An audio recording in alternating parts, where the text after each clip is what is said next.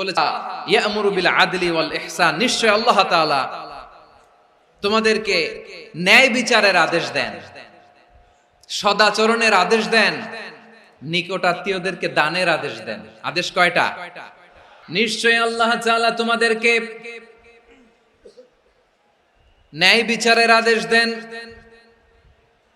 সদাচরণের আদেশ দেন, তিনি তোমাদের নিকটাত্মীয়দেরকে দানের আদেশ দেন, আর তিনি তোমাদেরকে অশ্লীলতা থেকে নিষেধ করেন, মন্দ কাজ থেকে নিষেধ করেন, অবাধ্যতা সীমা লঙ্ঘন থেকে নিষেধ করেন।